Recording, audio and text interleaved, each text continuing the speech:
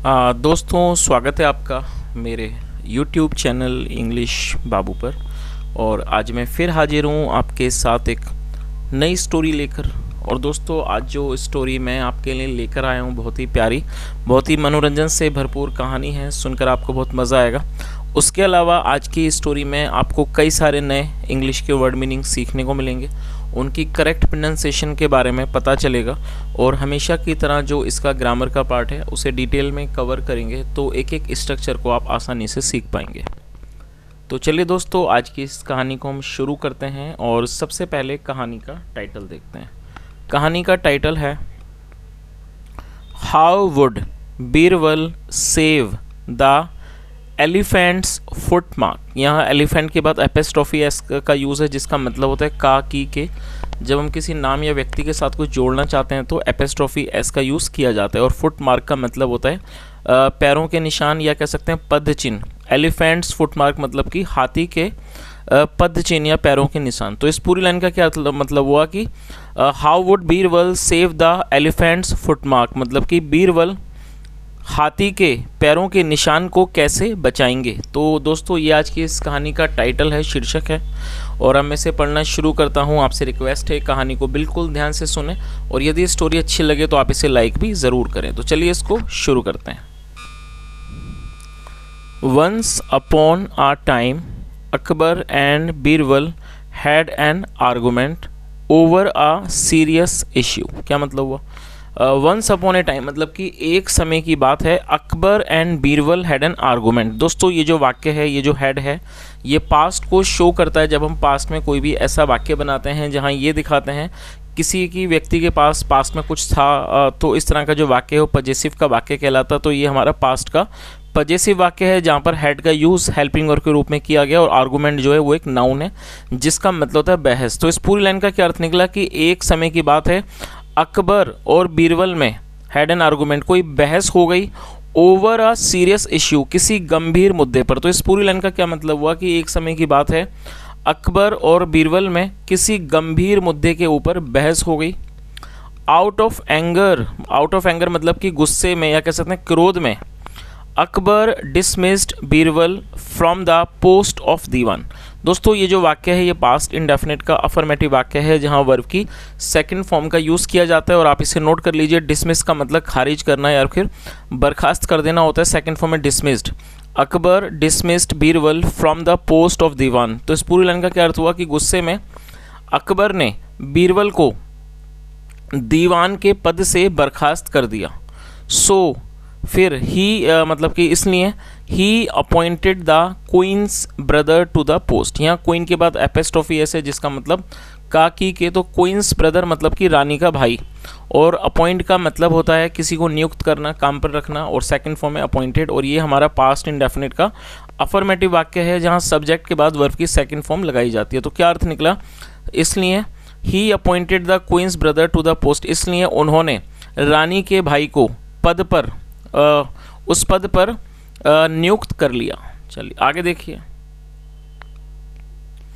However much the emperor denied he missed Birbal and his intellectual conversations. क्या मतलब हुआ? However, हालांकि, much the emperor denied, deny का मतलब होता है किसी बात से इनकार करना, मतलब कि जितना भी एम्परर ने मतलब कि सम्राट ने मना किया, मतलब कि उन्होंने इस चीज़ को मना किया। ही मिस्ड बीरबल, फिर भी उन्होंने बीरबल को मिस किया, उनको याद आई। And his intellectual conversation, intellectual conversation का मतलब होता है बुद्धिमानी वाली बातचीत। तो इस पूरी लाइन का क्या अर्थ हुआ कि चाहे जितना भी जो सम्राट थे वो इस बात को मना कर रहे थे, इनकार कर रहे थे, लेकिन he missed Birbal and his intellectual conversation, फिर भी वो बीरबल को और उनकी जो बुद्धिमानी वाली जो कॉन्वर्सेशंस थी, बातचीत थी, उसको वो याद कर रहे थे। वन डे, एक दिन, अकबर थॉट, और थिंक का मतलब सोचना, और ये सेकंड फॉर्म में थॉट। अकबर ने सोचा ऑफ टेस्टिंग, टेस्ट लेने का, परीक्षा लेने का, हिज ब्रदर इन लॉ, अपने ब्रदर इन लॉ की मतलब अपने साले की परीक्षा लेने के बारे में सोचा। टू सी, ये देखने के लिए, if he had the same wit, कि क्या इनके पास भी सेम विट मतलब कि इसी प्रकार की बुद्धि है। चलिए आगे देखिए। सो इसलिए द सेम इवनिंग मतलब कि उसी सेम इवनिंग मतलब उसी शाम ही डिसाइडेड टू विजिट मॉस्क, और ये पास्ट का ही अफर्मेटिव वाक्य है जहाँ सेकंड फॉर्म लगाई गई है, डिसाइड मतलब फैसला करना, निर्णय करना। उन्होंने फैसला किया टू विजिट मॉस्क, और मॉस्क मतलब मस्जिद, उन्होंने मस्जिद जाने का फैसला किया। On his way back, on his way back मतलब अपने वापस आने के रास्ते पर, Akbar saw a foot mark of a gigantic elephant. दोस्तों गिगेंटिक एडजेक्टिव है जिसका मतलब होता है विशाल, तो आप इसे नोट कर लीजिए। और ये हमारा पास्ट का ही अफर्मेटिव वाक्य है। सी मतलब देखना, सेकंड फॉर्म है सो। तो इस पूरी लाइन का क्या अर्थ हुआ कि अपने वापस आने के रास्ते पर अकबर सो अ फुटमार्क ऑफ ए गिगनेटिक एलिफेंट, मतलब अकबर ने एक विशाल हाथी के पद चिन्ह को देखा, मतलब पैर के निशान को देखा। राइट एट द मोमेंट, मतलब राइट एट द मोमेंट मतलब ठीक उसी समय, उसी क्षण। An idea struck his mind, मतलब एक जो विचार था उनके दिमाग में कौंधा। एंड ही सेड, और उन्होंने कहा।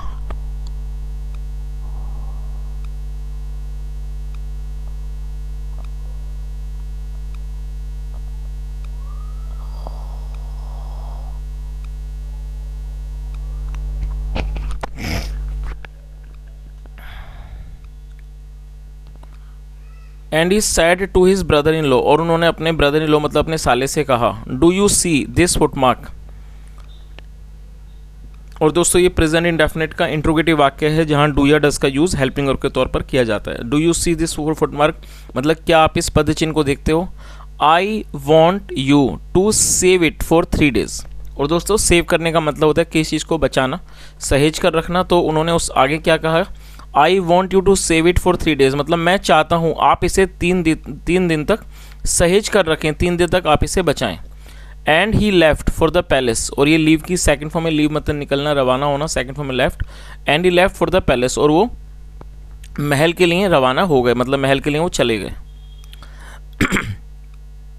The new minister of the emperor tried every possible way to save it. क्या अर्थ हुआ। और दोस्तों ये भी हमारा पास्ट इंडेफिनिट का अफर्मेटिव वाक्य है। The new minister of the emperor मतलब कि जो सम्राट के जो नए मंत्री थे, ट्राइड एवरी पॉसिबल वे, तो उन्होंने हर संभव जो रास्ता था वो उसका उन्होंने आजमाया, उसकी उन्होंने कोशिश की, टू सेव इट उसको बचाने के लिए। He was so involved in the task, involve का मतलब होता है किसी बात में बहुत ज़्यादा शामिल हो जाना, मग्न हो जाना। He was so involve in the task मतलब वो उसमें इतने ज़्यादा तल्लीन हो गए दैट ही फॉरगॉट फूड की। और ये फॉरगेट की सेकंड फॉर्म है, फॉरगेट मतलब भूलना, सेकंड फॉर्म है फॉरगॉट, कि वो अपने काम में इतने ज़्यादा, ही वो so involve in the task मतलब वो उस काम में इतने ज़्यादा मग्न हो गए दैट ही फॉरगॉट फूड की वो खाना भूल गए, एंड वाटर वो पानी भूल गए, फॉर 3 days 3 दिन तक वो खाना और पानी भूल गए। ऑन द लास्ट डे मतलब कि आखिरी दिन, when he stood before Akbar, और ये स्टैंड की सेकंड फॉर्म है, when he stood before Akbar जब वो अकबर के सामने खड़े हुए। He had become very weak. दोस्तों यहाँ हैड के साथ थर्ड फॉर्म का यूज़ किया गया है, बिकम मतलब होना बनना, और जब हम किसी भी वाक्य में हैड के साथ वर्ब की थर्ड फॉर्म लगाते हैं तो इस तरह का जो वाक्य है वो पास्ट परफेक्ट का वाक्य कहलाता है। तो इस लाइन का क्या अर्थ हुआ कि on the last day when he stood before Akbar मतलब कि आखिरी दिन जब वो अकबर के सामने खड़े हुए। He had become very weak, वह बहुत कमज़ोर हो चुके थे। हिज कंडीशन जो उनकी कंडीशन थी, स्थिति थी, प्रूव्ड वो साबित करती थी, दैट की he was not anywhere near Birbal in intelligence. तो इस पूरी लाइन का क्या अर्थ, क्या मतलब हुआ इस लाइन का कि जो उनकी स्थिति थी वो इस बात को साबित करती थी कि इंटेलिजेंस में मतलब कि बुद्धिमानी में वो बीरबल के कहीं भी नज़दीक नहीं है। चलिए आगे देखिए।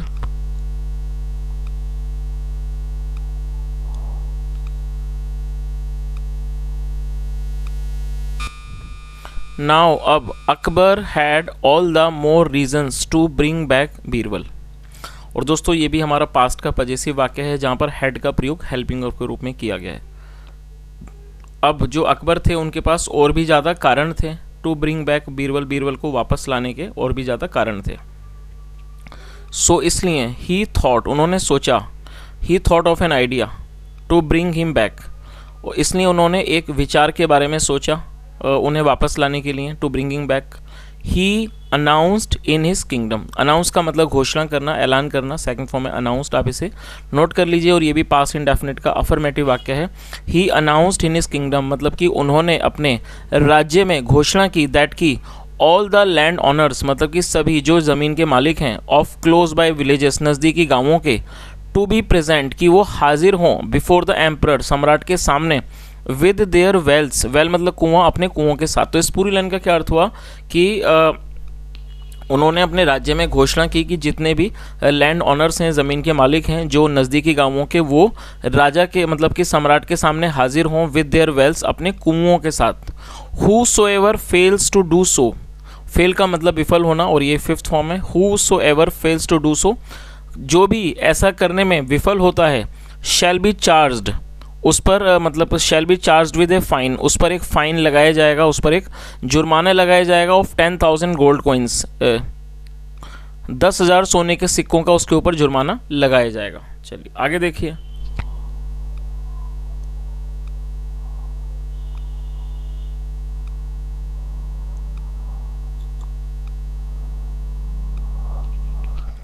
Land owners could not help wondering what strange orders the emperor had given.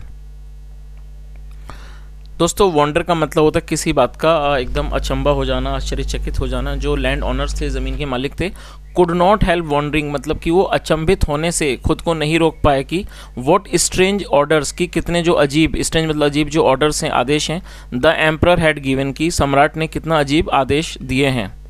The announcement reached Birbal's village too मतलब भी, और ये जो अनाउंसमेंट थी, और दोस्तों अनाउंसमेंट मतलब घोषणा, ऐलान, यहाँ पर इसे नाउन के रूप में प्रयोग किया गया। ऊपर आपने देखा वो अनाउंस था जो कि एक वर्ब थी, और यहाँ पर इसे नाउन के रूप में प्रयोग किया गया। द अनाउंसमेंट, ये जो ऐलान था, घोषणा थी, रीच्ड बीरबल्स विलेज टू, वो बीरबल के गाँव भी पहुँची। In no time, in no time का मतलब होता है देखते ही देखते। He gathered all the land owners, gather का मतलब होता है इकट्ठा करना, सेकंड फॉर्म में गैदर, तो क्या अर्थ हुआ कि देखते ही देखते। He gathered all the land owners of his village, मतलब उन्होंने अपने गांव के सभी जो ज़मीन के मालिक थे उनको इकट्ठा कर लिया। एंड टोल्ड दैम, और उनको बताया, व्हाट टू डू, और उनको बताया कि वो क्या करें। All of them agreed to do what he said, क्या अर्थ हुआ। और दोस्तों अग्री मतलब सहमत होना, और ये सेकंड फॉर्म में अग्रीड, तो क्या अर्थ हुआ, all of them agreed to do what he said, मतलब कि सभी उस मतलब सभी तैयार हो गए, सहमत हो गए करने के लिए व्हाट ही सेड, जो उन्होंने कहा वो सभी करने को तैयार हो गए। चलिए आगे देखिए।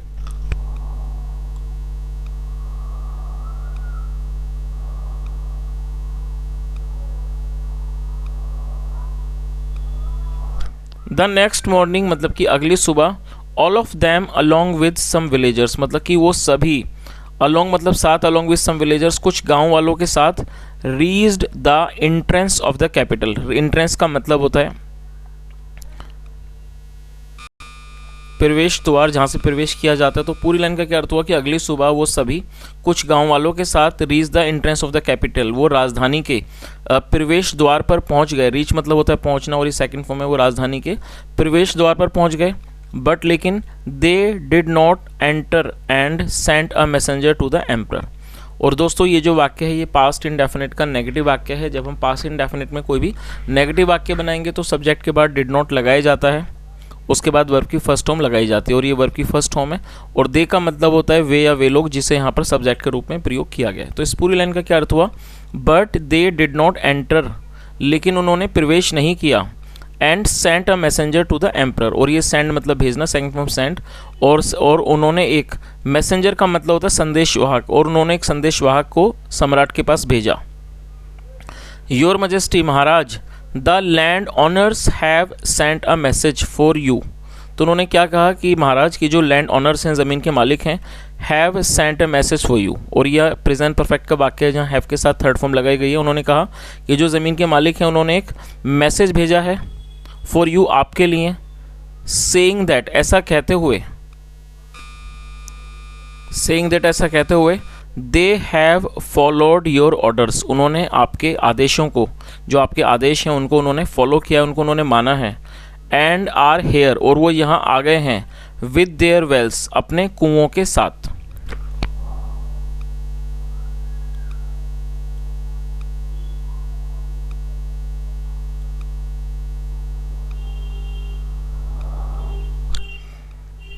नाउ अब, they are asking you to send your wells to welcome their wells. तो अर्थ क्या हुआ, और आस्क का मतलब बोलना, कहना, तो क्या अर्थ हुआ, now they are asking you मतलब अब वो आपको कह रहे हैं, टू सेंड योर वेल्स, आपके कुओं को भेजने के लिए, टू वेलकम देयर वेल्स, उनके कुओं का स्वागत करने के लिए वो आपको अपने कुएं भेजने के लिए कह रहे हैं। चलिए आगे देखिए। After listening to the message, listening मतलब सुनना, after listening to the message मतलब इस संदेश को सुनने के बाद अकबर अंडरस्टूड, अंडरस्टैंड मतलब समझना, सेकंड फॉर्म में अंडरस्टूड, जो अकबर थे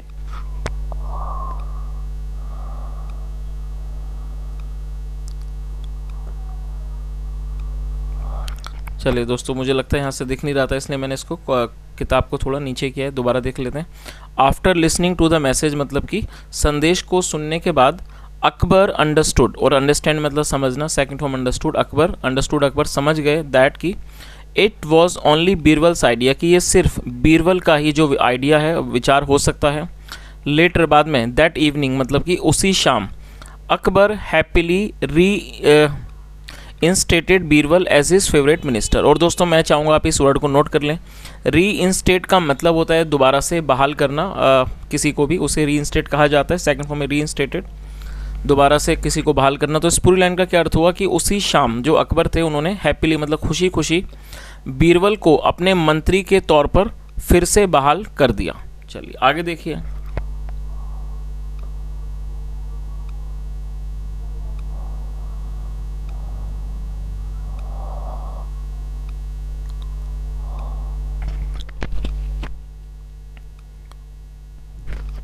the order of saving the elephant's footmark was then passed on to Birbal. Pass on का मतलब होता है जारी रहना किसी के पास, और ये जो ऑर्डर था, the order of saving the elephant's footmark मतलब कि हाथी के पद चिन्ह को, पैरों के निशान को बचाने का जो ये आदेश था, was then passed on to Birbal, वो फिर बीरबल के पास पहुंचा। He reached the location, reach मतलब पहुंचना, second form reach, he reach the location, वो उस लोकेशन पर, उस स्थान पर पहुंचे। And fixed an iron bar, fix मतलब लगा देना, और उन्होंने एक आयरन बार मतलब जो लोहे की जो बार थी, जो डंडी थी, वो उन्होंने लगा दी। एंड टाइड अ रोप, और एक टाई मतलब बांधना, second form tied, and tied rope, और एक रस्सी को बांध दिया। ही देन अनाउंस्ड, फिर उन्होंने घोषणा की, इन द विलेज, गाँव में उन्होंने घोषणा की, दैट की which ever house came in the range of the rope, मतलब कोई भी घर जो उस रोप की, रस्सी के रेंज में मतलब कि उसके सीमा में आता है, वुड हैव टू बी डेमोलिश्ड, उसको डेमोलिश किया जाएगा। डेमोलिश का मतलब होता है तोड़ना, तो उसको डेमोलिश कर दिया जाएगा, तोड़ दिया जाएगा, ढहा दिया जाएगा। और आप इसे नोट कर लीजिए, डेमोलिश मतलब ढहाना। तो उन्होंने क्या बताया कि जो भी घर इस रोप की मतलब कि रस्सी की रेंज में आता है, सीमा में आता है, उसको ढहा दिया जाएगा। द विलेजर्स पैनिक, पैनिक का मतलब होता है घबरा जाना, सेकंड फॉर्म पैनिक, जो विलेजर्स थे, ग्रामीण थे, वो घबरा गए। And they offered Birbal gold coins not to destroy their houses, फिर उन्होंने, जो गांव वाले थे, उन्होंने बीरबल को सोने के सिक्के दिए, किस चीज़ के लिए, not to destroy their house, की वो उनके घरों को नुकसान ना पहुँचाएं, उनके घर को ना डिस्ट्रॉय ना करें, उनके घरों को ना तोड़ें, नष्ट ना करें। दे ऑल्सो प्रोमिस्ड, उन्होंने ये भी वादा किया, टू प्रोटेक्ट द फुटप्रिंट मतलब उस फुटप्रिंट को, पद चिन्ह को प्रोटेक्ट करने का, बचाने का भी उन्होंने वादा किया। हैंस, इस प्रकार से बीरबल सेव्ड द फुटमार्क, जो बीरबल थे उन्होंने उस फुटमार्क को, पैरों के चिन्हों को बचा लिया। एंड ऑल्सो मेड मनी, और उन्होंने पैसे भी कमाए, आउट ऑफ इट, इससे उन्होंने पैसे भी कमाए। Which he deposited in the capital's treasury, जिनको उन्होंने जमा कर दिए, डिपॉजिट मतलब जमा करना, जमा कर दिए कहाँ पर, इन द कैपिटल्स ट्रेजरी, राजधानी के खजाने में उन्होंने उनको जमा भी कर दिया। तो दोस्तों ये आज की एक छोटी सी कहानी थी, और यदि कहानी अच्छी लगी हो, मेरा पढ़ाने का प्रयास आपको अच्छा लगा हो, तो आपसे रिक्वेस्ट है वीडियो को लाइक करें, शेयर करें, चैनल को सब्सक्राइब करें। सुनने के लिए thank you so much, have a nice day and bye.